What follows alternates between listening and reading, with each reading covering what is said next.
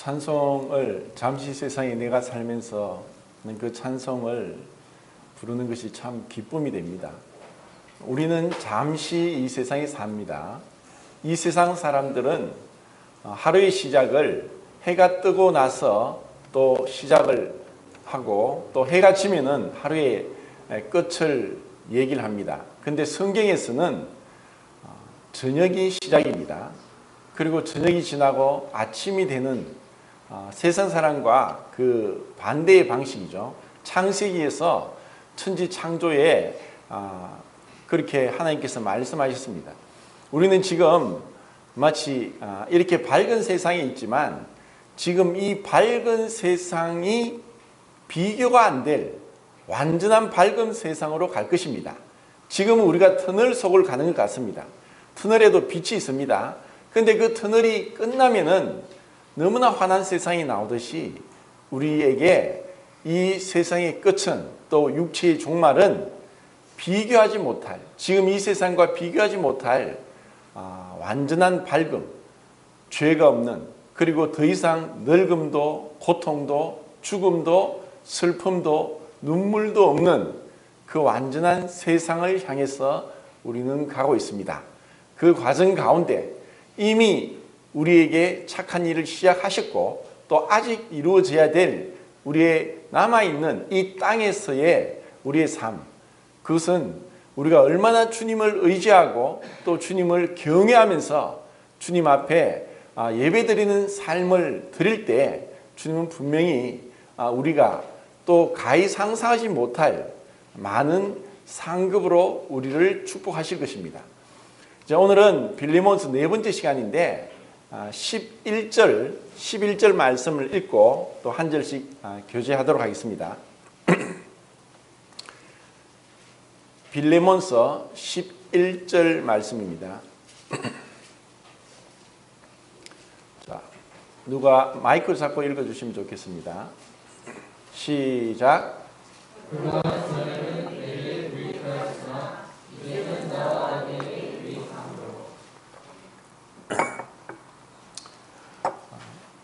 이 세상에는 많은 물건도 있고 사람도 있는데 정말 쓸모 있는 것도 있고 쓸모 없는 것도 있습니다. 그런데 우리가 하나님 앞에 나오기 전에는 참 쓸모 없는 자들입니다. 왜냐하면 하나님이 쓰시기에 합당하지 않습니다.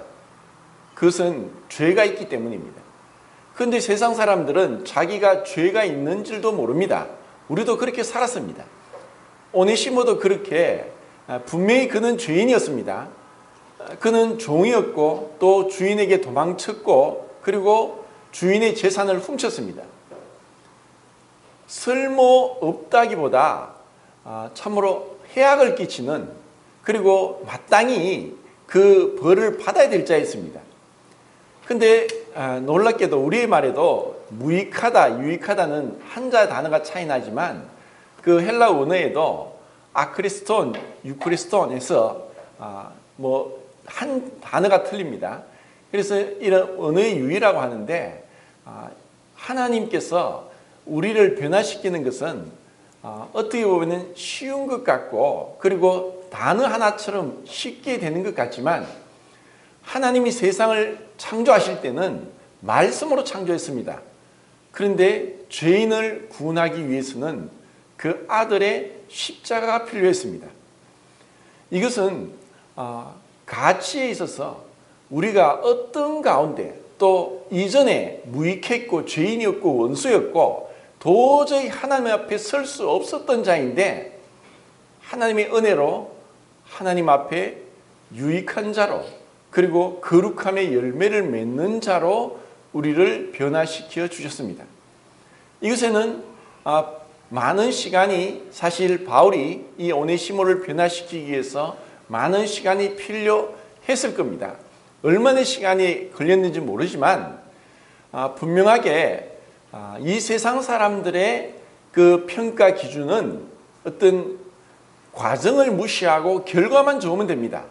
수단 방법을 가리지 않고 겉으로 드러난 눈에 보이는 그 결과를 가지고 그 사람을 평가합니다. 그런데 하나님 앞에는 결과가 중요하지만 과정도 중요합니다. 이제 지난주에도 말씀을 드렸듯이 사도 바울이, 이렇게 위대한 사도 바울이 지금 감옥에 있어야 될 정도로 이 시간은 부족한데 바울이 이렇게 감옥에 갇혀 있습니다. 그런데 그 수많은 사람 중에 가장 보잘것없고 그리고 비천하고 그리고 죄인이고 종이고 또 도둑인 이 오네시모를 향해서 사도 바울은 힘을 다해서 복음을 전했을 것입니다. 처음에는 사실 말을 하기조차 쉽지 않았을 것입니다. 사도 바울은 모든 삶 가운데서 하나님의 손길을, 하나님의 주권을 인정하고 그리고 자기의 생각과 판단대로 하지 않고 하나님의 뜻을 구했습니다. 사도 바울의 입장에서 하나님, 제가 하나님으로부터 이방인의 사도로 택함을 입고 그리고 특별한 지식과 지혜의 은사를 부어주셨고 누구도 따라오지 못할 열정을 주셔서 이렇게 복음을 전해야 되는데 이렇게 감옥에 가둬두시고 그리고 그 많은 사람 중에 신분이 높고 재물이 있고 학식이 있고 또 명망이 있는 훌륭한 사람도 아닌 로마 사회에서 가장 낮은 계층인 종이고 그리고 불의하고 그리고 도망간 이러한 종을 저에게 붙입니까? 제가 지금 이 사람하고 씨름을 해야 됩니까? 하는 불평이나 판단이 그에는 없었습니다. 만약에 그랬다면 그것은 악한 것이죠.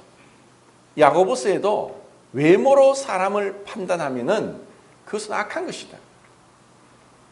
그런데 우리는 이 세상은 어떻습니까? 얼마나 외모로 많이 판단합니까? 우리 기준에 이미 사람을 이렇게 등급을 매깁니다. 세상에 장사하는 사람들도 그렇게 얘기하더라고. 딱 보면은 저 사람은 큰 돈을 쓸 사람 아니면 적은 돈을 쓸 사람 나름대로 이렇게 등급을 매깁니다. 오래 하다 보면 사람만 척 보면 안다고 합니다. 우리도 나름대로 등급을 매깁니다. 근데 정말 우리에게 이 주님의 마음이 없다면, 제가 2주 전에도 그런 기도를 했듯이 주님은 한 사람을 위해 사역을 했습니다. 그 사마리아 여인의 남편을 6이나 두었던 모든 여자들이 손가락질하고 함께 하기도 싫어했던 그 여자를 만나기 위해서 식사도 하지 않고 의도적으로 그 길로 가셨습니다. 38년 동안 아무도 관심을 가지지 않고 외면했던 그 병자를 주님은 보셨습니다.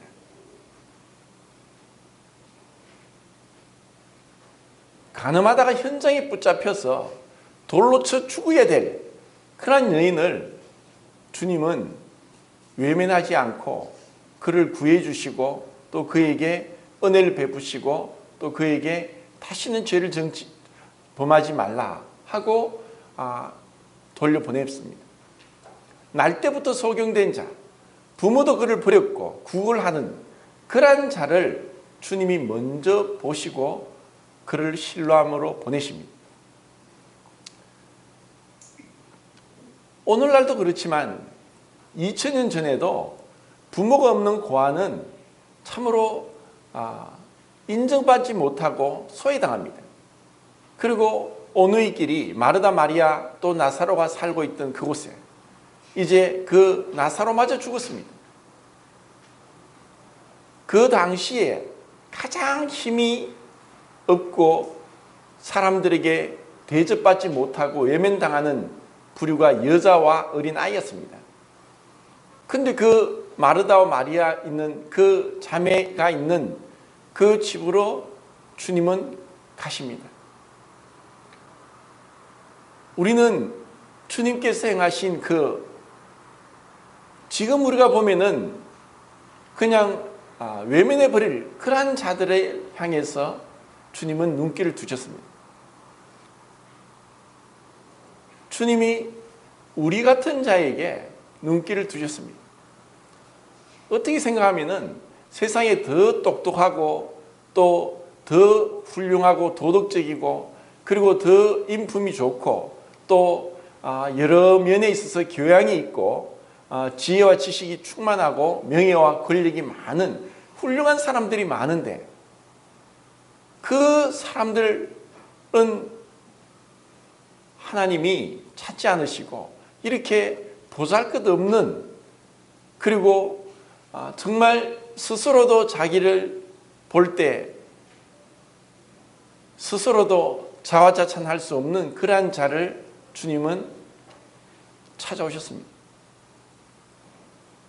그리고 이전에는 하나님 앞에 정말 무익했고 쓸모없었는데 하나님을 섬길 수 있는 하나님께 드릴 수 있는 하나님을 기쁘시게 할 수 있는 그런 유익한 자로 만들어 주셨습니다.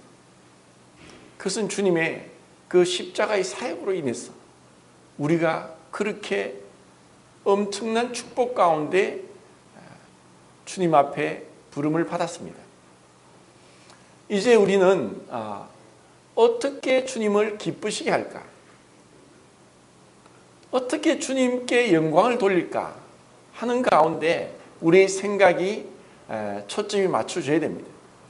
그런데 우리는 생각처럼 그렇게 되지 않고 여러 인간적인 관계 속에서 또 갈등을 겪게 되고 그리고 문제에 부딪히게 되고 그리고 우리 스스로 그런 많은 생각들로 인해서 어려움을 겪을 때가 많습니다. 그럴 때 우리는 정말 내 자신의 감정과 생각에 충실하고 사로잡히면은 주님 앞에 마땅히 힘을 다해 나올 수 없습니다. 우리가 이러한 예배 시간에 짧은 만찬 예배 시간에 생각을 절제하고 또 생각을 어떤 생각은 버리고 어떤 생각을 계속해서 생각을 몰입하는가 하는 것을 훈련하는 것입니다. 이것은 성찬 예배 시간뿐 아니라 우리 매일의 삶에 있어서 빨리빨리 돌이키는 것입니다. 믿음에 있어서 굳건한 자는 어떤 자냐? 우리가 실수할 수 있고 잘못할 수 있고 마음의 상처를 입을 수 있고 또 우울함에 들어갈 수도 있지만 그런 생각들을 빨리빨리 벗어버리고 주님이 나에게 주신 이 감당할 수 없는 이 하늘의 신령한 것들을 생각하면서 주님 앞에 나오는 것, 이것이 신앙의 가장 중요한 키포인트입니다.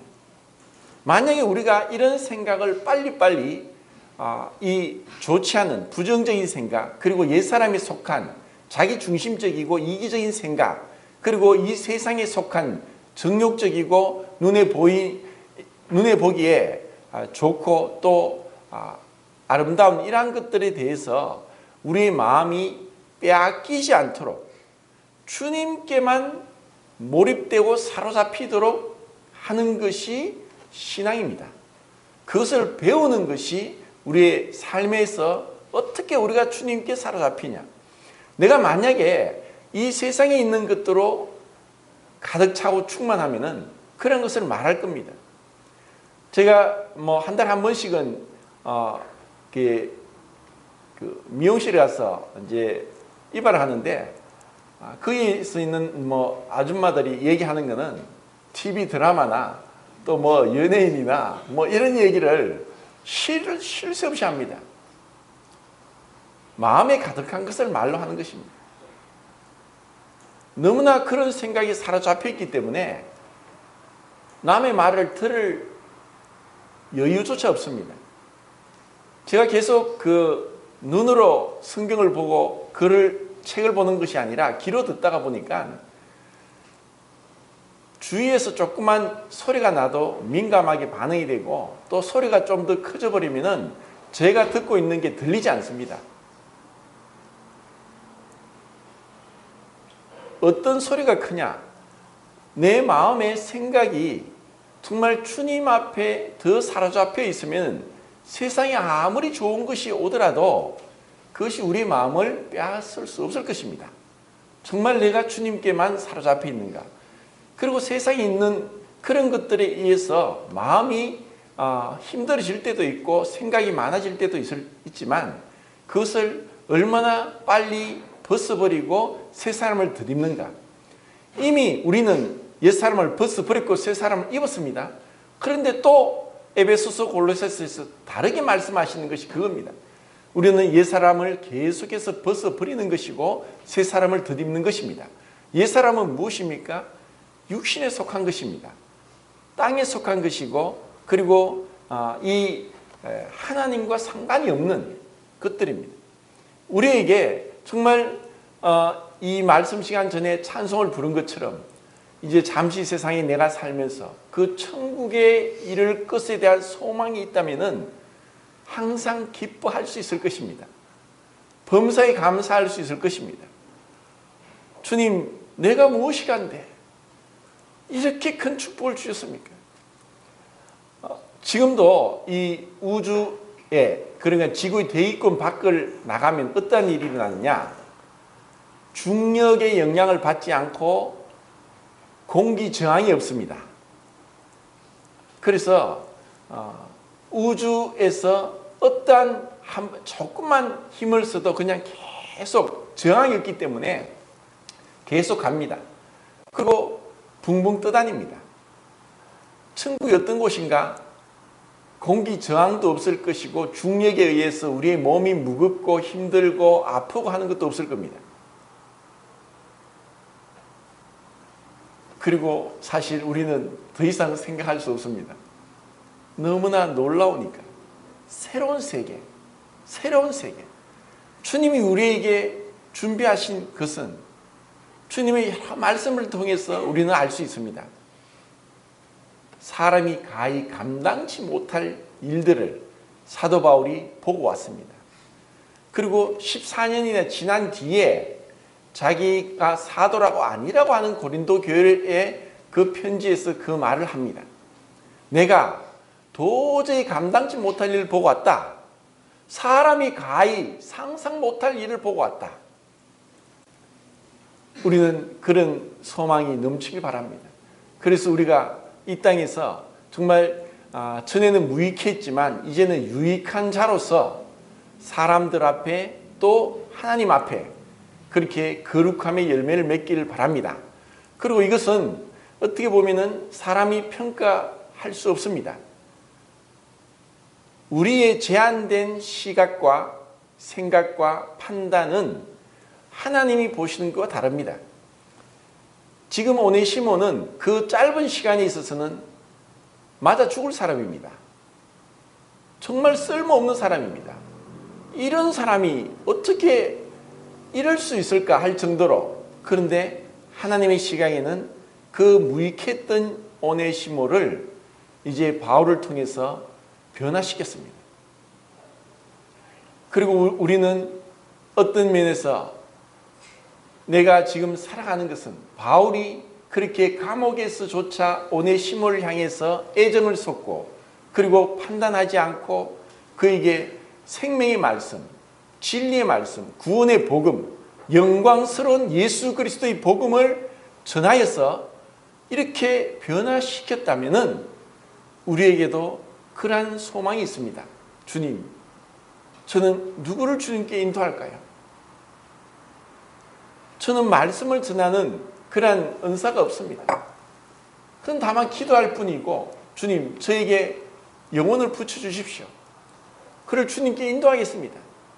제가 말로는 잘 못하지만 제 삶을 통해서 주님이 나 같은 자를 이렇게 부르시고 은혜를 주시고 변화시켜 주셨는데 당신의 이것을 주기를 원한다. 결국 우리는 전에는 내 자신을 위해 살았지만 이제는 다른 사람에게 그리스도를 선물로, 그리스도의 사랑을, 그리스도의 말씀을 선물로 주기 위해서 이 땅에 있는 것입니다. 그저 받았으니 그저 주라. 어떻게 하면 줄까? 무엇을 줄까? 잠언에도 있듯이 과도히 아껴도 가난하게 될 뿐이지만 아끼지 않고 구제하는 자는 풍족해질 것이다. 이것이 사랑입니다. 사랑은 주고 싶어지는 것이고 주어도 더 주고 싶은 것입니다. 계산하지 않습니다. 우리는 주님으로부터 매일매일 그리고 엄청난 축복을 받았습니다. 그래서 우리는 이 세상에 살면서 주님이 나에게 주시는 이 사랑을, 은혜를 주기 위해서 살고 있는 것입니다. 자, 12절 읽겠습니다. 12절 시작.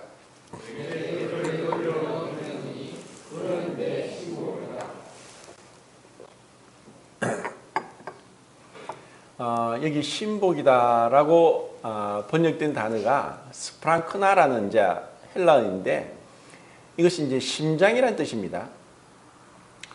또 내장이란 내장이라고 스프랑크니즈마이라고 해서 불쌍얘기다라는 단어가 여기서 나오는데 내장이 끊어지는 것 같은 그것이 하나님이 우리를 불쌍히 여긴다는 뜻입니다. 우리는 하나님의 사랑이 얼마나 큰지 정말 모릅니다. 정말 모릅니다. 구약 성경에 다윗이 유일하게 하나님을 향해서 엄청난 고백을 했습니다. 누구도 그 고백을 하지 않았습니다. 뭐라고 했느냐? 하나님, 내가 당신을 사랑합니다. 다윗만이 그렇게 고백했습니다. 근데 그 사랑이란 아하브라는 단어가 있는데 그 단어를 쓰지 않고 시편 18장에서 다윗이 뭐라고 썼냐면은 라함이라는 단어를 쓰는데 이것은 레헴에서 파생되었습니다. 레헴은 뭐냐? 태반의 뜻입니다. 태반. 어머니가 아이를 뵌 그 태반이란 뜻입니다. 그것은 이 단어를 통해서 이 사랑이란 단어가 그 어머니 품 안에 자궁 안에 있는 아이를 베고 있는 그 태반을 얘기합니다. 그는 어떠냐? 말 못하는 동물조차도 자기 새끼를 향해서는 끔찍한 본능적인 사랑을 나타냅니다. 근데 우리 사람은 어떻습니까? 내 아이, 내 몸에 있는 아이에 대한 사랑은 그 무엇과도 바꿀 수 없습니다. 하나님이 사랑이라고 하신 것은 그와 같은 것입니다. 바울이 이렇게 오네시모를 향해서 내 신복, 내 내장, 내 심장, 내 사랑이라고 표현하는 것은 하나님으로부터 다윗이 그와 같은 사랑을 받았기 때문에 가능합니다. 누가 사랑을 하느냐? 사랑을 받은 만큼 사랑합니다. 하나님 우리를 사랑하고 계십니다. 얼마나 사랑하실까요? 나를 위해서 독생자를 속죄제물로 주시기까지 사랑했습니다. 그것을 우리가 얼마나 압니까? 느끼고 있습니까? 주님 언제 내 사랑했습니까? 나를 사랑하시면은 이렇게 여러 가지 일이 뜻대로 되지 않고 또 여러 가지 이렇게 문제가 많고 고난이 많습니까? 그 폴란드 아우슈비츠 수용소에서 끔찍한 살인 행각이 벌어졌습니다. 독일 나치에 의해서 많은 유대인들이 죽어갔습니다. 유대인들이 제일 먼저 들어갔을 때 그 감옥에 있는 그 시멘트 벽에 하나님은 사랑이다는 그러한 철필로 서해진 글을 보고 깜짝 놀랐습니다. 우리는 그것을 잘 모릅니다. 베드로 전서에서도 그 고난받는 자에게 하나님의 영이 함께 하신다. 우리가 볼 때는 지금 북한에 가장 끔찍한 인권 탄압과 자유가 없는 그리고 핍박을 받고 있는 가운데 있지만 정말 우리가 누리고 있는 물질의 축복이 북한에서 고통받고 있는 그 그리스도인들의 고난과 비교했을 때 우리가 더 큰 복을 받고 있고 사랑을 받고 있다고 생각할 수 없습니다. 물질적인 축복으로 이 세상에 있는 것들로 하나님의 사랑을 측정할 수 없습니다. 하늘나라 갔을 때 너무나 많은 끔찍한 놀라움, 끔찍하지 않은 정말 놀랄 만한 일들이 날 겁니다. 그것은 우리의 판단과 기준이 너무나 다르기 때문입니다. 주님 말씀하시죠. 섬김을 받고자 하는 자는 섬겨라. 이것을 우리가 배울 수 있으면 좋겠습니다. 우리가 정말 주님의 사랑을 받았듯이 나도 주님이 나에게 이렇게 자기의 목숨을 버리는 데까지 물과 피를 다 쏟는 데까지 사랑을 베풀어 주셨는데 제가 이것을 누구에게 베풀 수 있을까요? 주님, 제가 많은 사람에게 전도하실 능력도 없고 은사도 없지만 정말 제가 살아가면서 내 몸으로가 아니라 내 마음으로, 내 가슴으로 영적인 자녀를 낳기를 원합니다. 주님, 저에게 그런 은혜를 허락해 주십시오. 이런 마음이 사실 우리에게 필요합니다. 그리고 우리에게 그런 마음이 있다면 어떻게 하든 내가 그를 위해 기도할 것이고 그를 위해 복음 책자를 줄 것이고 그를 위해 식사 대접을 할 것이고 그에게 전화하고 만나고 할 것입니다. 내가 복음을 전할 수 없으면 가보자. 생명의 말씀을 들으러 가보자 하고 인도할 수 있을 것입니다. 우리가 무엇을 사랑하고 있느냐? 바울은 그렇게 보잘것없는 오네시모를 향해서 자기의 마음을 내주었습니다. 그래서 가슴으로 오네시모를 낳았습니다. 전에는 무익했지만 이제는 유익한 자가 되겠습니다. 전에는 정말 쓸모없는 자였습니다. 그런데 이제는 사랑받는 형제로 변화시켰습니다. 나는 무엇에 애정을 쏟고 있습니까? 분명 우리가 살아가면서 각자의 자기 십자가가 있고 또 그 삶의 무게는 남들이 볼 때는 별것 아닌 것 같지만 우리에게는, 내 자신에게는 그것이 참 무겁고 힘들 수 있습니다. 주님, 언제 저는 이런 삶의 무게를 벗어날 수 있을까요? 좀 더 좋은 환경이 되면 좋겠는데요.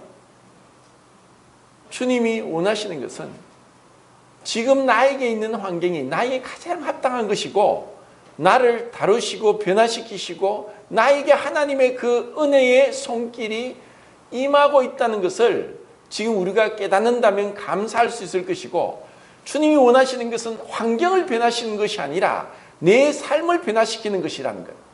내가 누군가를 지적하고 남을 변화시키기 전에 먼저 내가 변화되는 것이 주님이 원하는 것이라는 겁니다. 내가 변화되면 모든 것이 변화됩니다. 바울은 환경을 탓하지 않았습니다. 그 모든 환경의 뒤에서 주님의 손길이 있다는 것을 알았습니다. 그리고 그에게 한 도망친 종이 왔고 불의하고 악한 종을 봤습니다. 그리고 바울은 이 오네시모를 향해서 자기가 가지고 있는 모든 것을 내쏟았습니다. 마치 그 어머니가 이 태아를 위해 모든 것을 주듯이. 그렇게 어떤 의미에서는 오네시모는 사랑의 굶주렸습니다. 아이를 뵌 여자들이 제대로 식사를 못하고 입덧을 해도 뱃속에 있는 아기는 자기가 자라는데 필요한 모든 것을 어머니로부터 빼앗아갑니다. 먹는 것으로서 빼앗아가고 어머니가 못 먹었어. 입덧이 심해서 못 먹으면 어머니에 있는 피 속에서, 뼈 속에서 필요한, 자기가 살았는데 필요한 영양분을 뺏어갑니다. 이것이 어린아이의 생명입니다. 어쩌면 이 세상은 이렇게 다고 나를 돌봐줘, 나에게 사랑을 베풀어줘, 나에게 관심을 가져줘, 나는 아프단 말이야, 나는 힘들단 말이야, 이런 자들이 많습니다. 그런데 대부분은 그런데 귀를 기울이지 않습니다.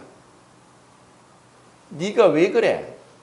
하고 쉽게 정죄할 수 있고 비난할 수 있고 판단할 수 있지만, 그래, 네가 그런 부족함이 있구나, 네가 아프구나 하고 그것을 싸매주고 또 돌봐주고 베풀어주고 하는 것이 바로 복음을 전하는 것입니다.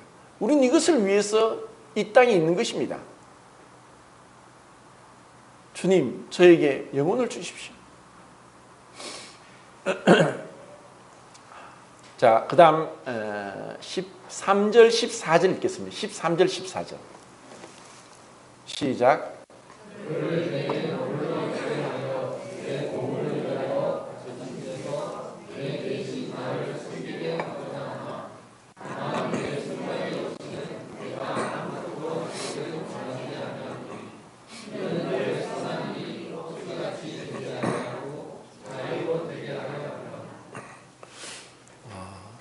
하나님이 우리 인간에게 주신 가장 놀라운 축복된 선물 중에 하나가 자유가 아닌가 생각을 합니다.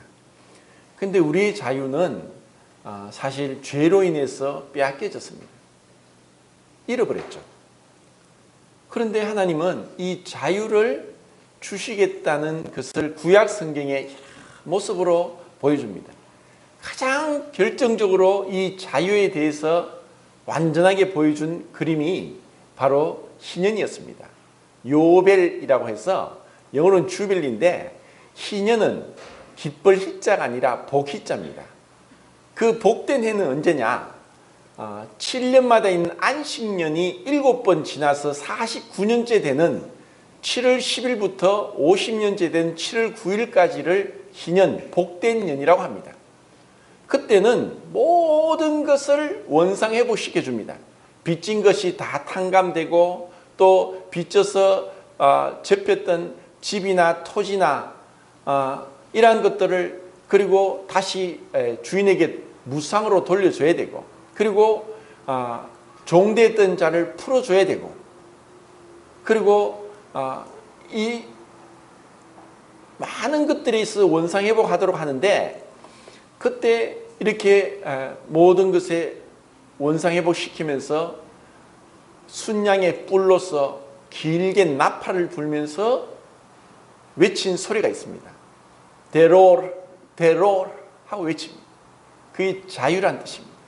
이 자유라는 이 단어는 새가 날개를 펴서 하늘을 유유자적 날아가는 그것을 자유라고 했습니다.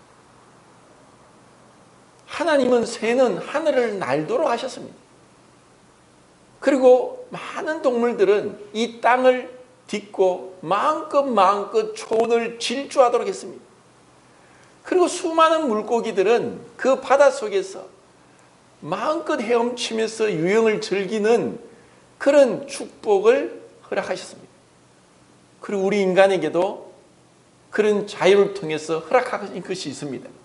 그것은 바로 하늘의 새와 땅의 동물과 바다의 물고기를 다스리도록 하는 이 엄청난 권세를 우리에게 주셨습니다.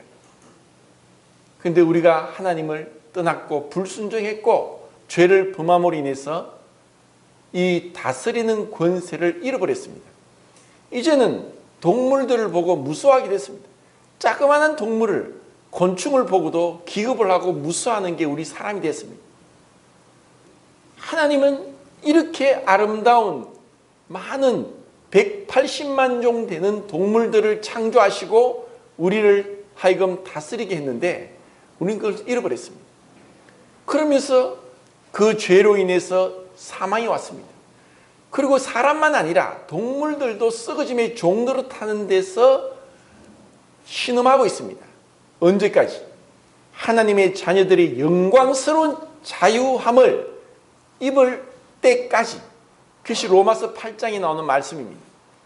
우리가 하나님의 자녀들이 이제 이 육신을 벗고 하늘에 속한 형상을 입고 신령한 몸을 입고 영에 속한 몸을 입고 부활의 몸을 입고 우리가 변화될 때 더 이상 이 땅에 썩어짐의 종로를 하는 약육강식, 적자 생존의 세계는 없을 겁니다. 가난한 자 부자도 없어질 것이고 또 사람과 동물 사이에 그런 두려움과 살육의 그런 상황이 없어질 것입니다. 하나님의 산에 더 이상 해함도 상함도 없는 나의 성산에 나의 이름을 아는 것이 충만하게 될 것이고, 그리고 완전한 회복된, 그리고 이전보다 더 놀라운 축복 가운데 에덴 즐거움의 낙원을 우리에게 허락하실 것입니다. 자, 그렇기 때문에 지금 우리가 주님 앞에 은혜로 부름받은 것은 자원함으로, 내가 기쁨으로, 내가 스스로 선택해서 내 자유의지로 주님을 섬기는 것입니다. 주님은 이것을 받기를 원합니다. 레위의 5제사 중에 화목제는 3가지 종류가 있습니다. 자원제, 서원제, 감사제. 자원해서 또 하나님 앞에 스스로 서원합니다. 자, 민수기 6장에는 아름다운 그림이 있는데 그것이 뭐냐면 나실인 서원입니다. 나실인이란 그 3가지를 하지 않아야 되는데 머리를 깎지 않고 포도주 독주를 마시지 않고 시체에 가까이 않는 것입니다. 이것의 영적인 의미는 죄와 자신을 구분시키는 겁니다. 본성에 어긋나게 정말 하나님 앞에서만 내 삶을 드리겠다는 것입니다. 그렇게 나신의 서원을 했을 때 주어진 축복을, 얼마나 놀라운 복을 하나님이 허락하시는지 6장 마지막에 기록되어 있습니다. 나중에 한번 찾아보십시오. 교회에서도 사실 우리가 누가 시켜서 하는 것이 아니라 내가 스스로 자발적으로 자원해서 기쁨으로 그렇게 하는 것입니다. 사도 바울은 빌레몬에게 그렇게 원했습니다. 내가 이렇게 너를 떠나간 종을 내가 원하는 대로 부릴 수 있지만 내가 너의 허락을 받기 전까지는 하지 않겠다. 내가 마땅히 사도이고 너에게 복음을 전했고 하지만 너의 허락 없이는 하지 않겠다. 이것이 얼마나 놀라운 예입니까?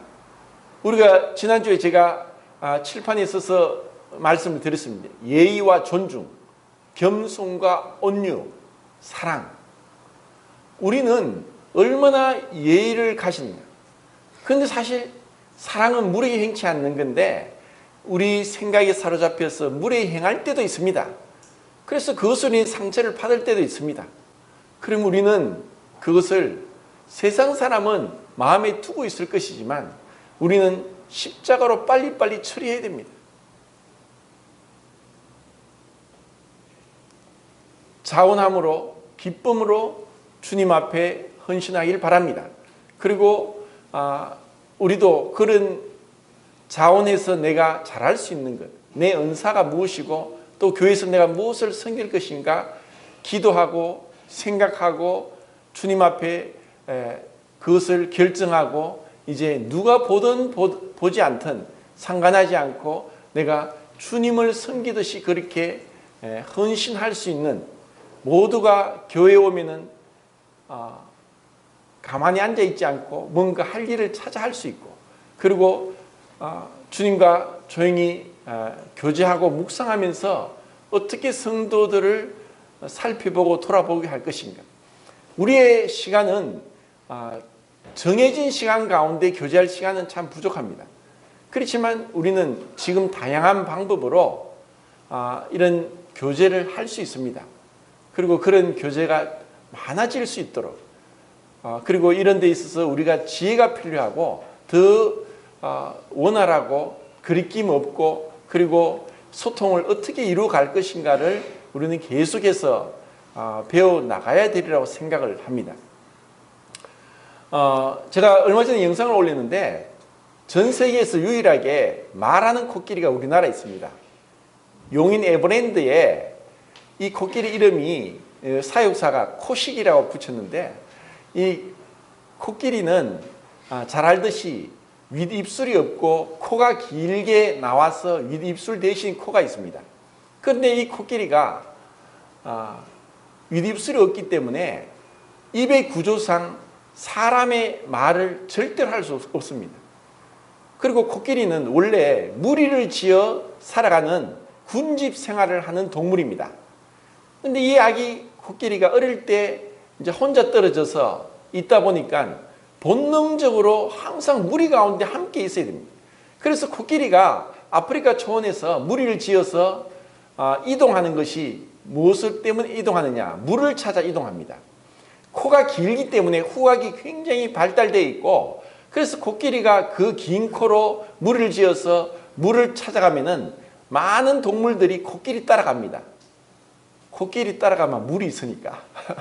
그래서 그런데 그렇게 가다가도 아기 코끼리나 어떤 코끼리가 뭐 다리를 다치 잘 못 가면은 20마리, 30마리, 40마리 가던 코끼리가 뒤처진 이 다리를 다친 코끼리 때문에 다시 돌아와서 응원을 합니다. 힘내 힘내 하고 저희끼리 뭔가를 얘기를 합니다.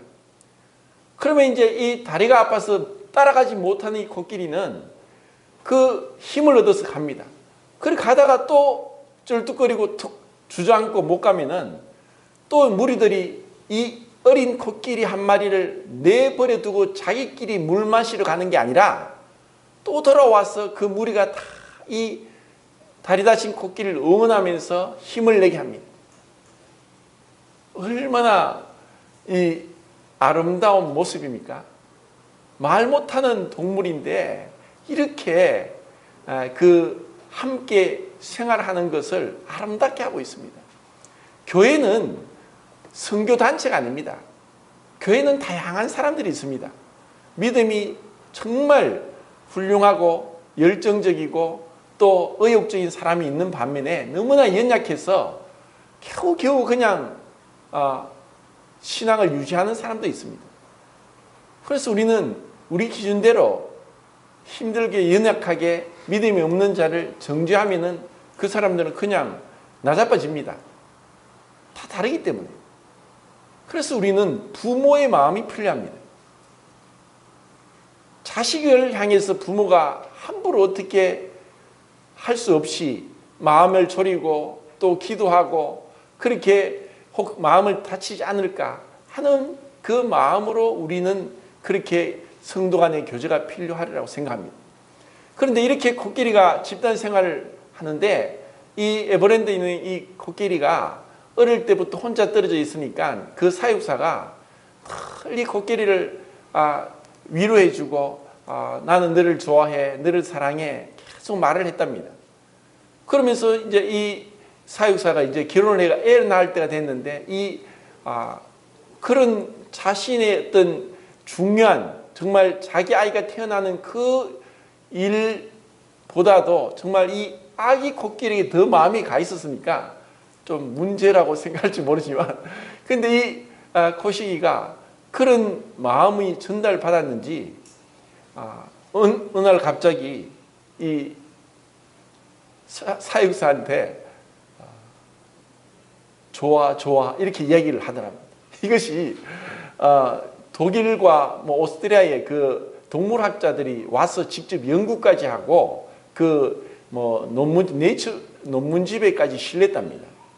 어떻게 이런 말을 할 수 있냐? 코끼리는 구강의 구조상 사람의 말을 절대로 못합니다. 구간조나 뭐 앵무새 같은 경우는 사람 말을 합니다. 제가 그걸 듣고 깜짝 놀랐습니다. 여보세요? 여보세요? 이렇게 얘기합니다. 누가 전화를 올리니까 그 구간조가 여보세요? 똑같이. 그리고 또 누가 올리니까 여보세요? 하는 거예요. 재밌으니까 또 누가 전화벨을 울렸어요. 그러니까 구간조가 뭐라고 하는 줄 압니까? 장난치지 마. 제가 그거 보고 진짜 놀랐습니다. 이야, 사람이 시켰으니까. 근데 새가 그렇게 사람이 시키면 뜻도 모르고 하는 거죠. 그 뜻이 무엇인지 아는 게 아니라 시킨 대로 하는 겁니다. 근데 이 코시기도 뭔지 모르지만 좋아. 자기가 그 말을 하기 위해서 이 긴 코를 안으로 말아 넣으면서 이 들은 말을 흉내 내려고 계속 그 자기가 연습을 함으로 인해서 그 소리를 나게 했다는 거예요. 그래서 칭찬은 고래도 춤추게 한다라고 얘기하듯이 이 코끼리를 사랑하니까 코끼리가 사람 말을 하는 그런 희한한 일이 일어나는 걸 봅니다.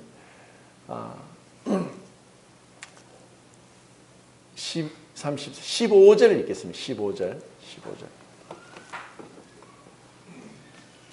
시작.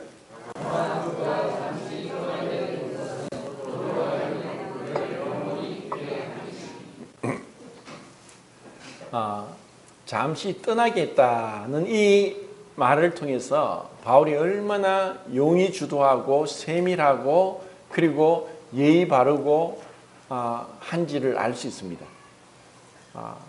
떠나게 되었다는 것과 도망하게 됐다는 것은 다릅니다.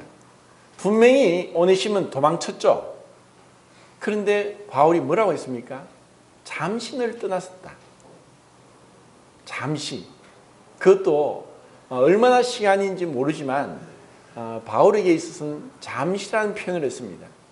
지금 빌레몬이 있는 곳이 골로새 지역이라고 이렇게 추정을 하는데 골로새에서 로마까지 그 당시에 교통이 발달되지 않은 가운데 굉장히 먼 거리였는데 그것이 잠시라고 했습니다. 그리고 떠났다. 잠시 떠났었다. 근데 그것은 영원히 너희와 함께 있게 하기 위한 하나님의 뜻이었다. 그것을 얘기를 하고 있습니다. 참 이런 것을 우리는 배워야 되고 저도 사실 이런 게 많이 부족합니다. 때로는 너무나 말이 직설적이고 해서 성도님들이 저 때문에 상처를 많이 받습니다.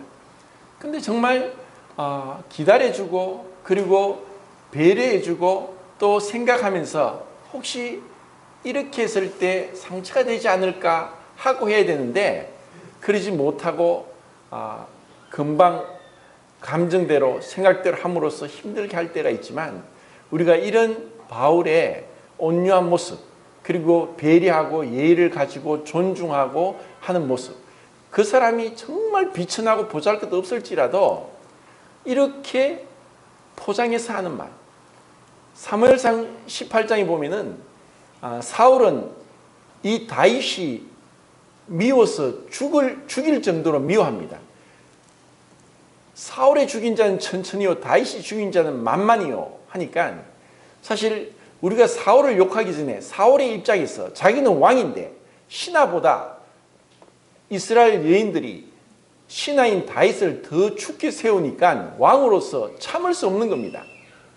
그래서 이 시기가 질투가 나서 죽이려고까지 하는데 요나단은 이 다윗을 포장하여서 말합니다. 그리고 자기 것을 다 줍니다. 군복이고 칼이고 창이고 다 줍니다. 그 마음이 다윗이 하나님을 사랑해서 하나님을 향한 믿음을 봤을 때 요나단이 다윗을 그렇게 사랑할 수 있는 마음이 들었고 사랑함으로 자기 것을 다 주었습니다. 그것은 다르게 말하면은 이 끄는 오후 1시입니다. 이 끄는 걸 모르겠네요. 이렇게 그 아름다운 그 사랑의 모습을 요나단이 다윗에게 한 것처럼 그리고 바울이 이렇게 오네시모를 향해서 배려하고 존중하고 그리고 예의 있게 그렇게 포장하여서 얘기한 것처럼 우리도 가능하면은 허물을 얘기하기 전에 허물을 덮어줄 수 있었으면 좋겠습니다. 사실 우리가 빛 가운데 나올수록 드러날수록 허물은 더 많아집니다.